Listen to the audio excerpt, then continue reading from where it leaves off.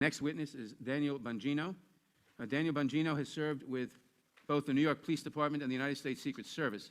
He's also a best-selling author and host of the Dan Bongino Show podcast. Mr. Bongino has an MBA from Penn State University and both an MA and BA from the City University of New York. Mr. Bongino, you may begin. Mr. Chairman, Ranking Member Jordan, I deeply appreciate the opportunity to speak on this critical issue.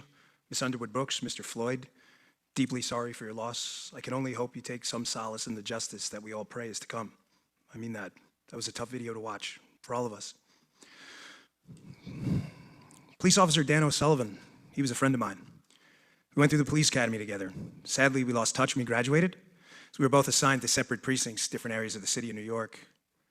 Dan and I were briefly reunited in 1998, but it was no joyous occasion.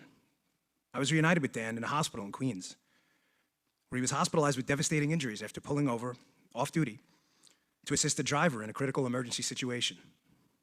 He was hurt, badly. Dan was the very essence of a public servant. Dan always put himself last, while putting his commitment to the safety and security of the public he pledged to serve always first. That was the Dan I knew.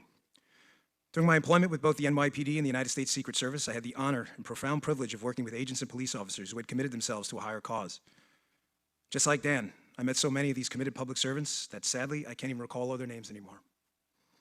These are good men and women.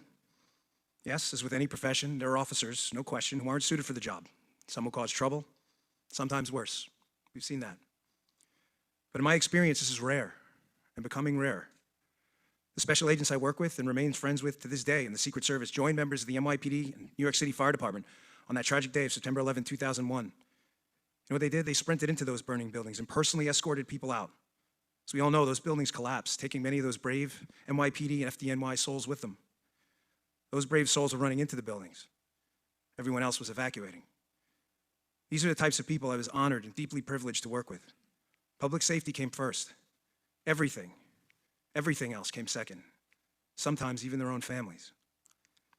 The Defund the Police movement will target these heroes. They are the police, these people. It's not some amorphous mass that will be affected. It's real heroes in real time, right now. Removing these heroes from your communities and my community will do nothing but ensure chaos and destruction. Police officers are the front lines, putting themselves between the evildoers among us and the honest, hardworking Americans, just yearning for some security and prosperity in a small slice of Americana. We can and should commit to police accountability, there's no question about that, but we can do it without shredding the thin wall between civilization and chaos. There are few jobs in the country as stressful as policing. I receive an email or a text a few times a year notifying me about the death or injury of a police officer I knew, worked with, or knew someone I worked with. Imagine if that was happening at your job. Think about that just for a minute. God forbid you found out a coworker of yours was killed or injured in the line of duty in the course of doing their job. You didn't just get the text, you got this text a couple times a year.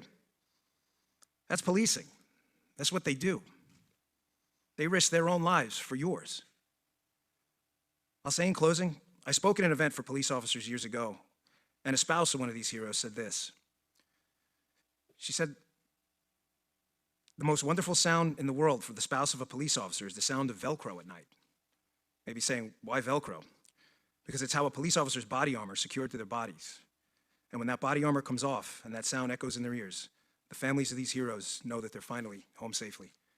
I ask you, please, with the greatest of respect and humility, please stop this defund the police abomination before someone gets hurt. Thank you for your time.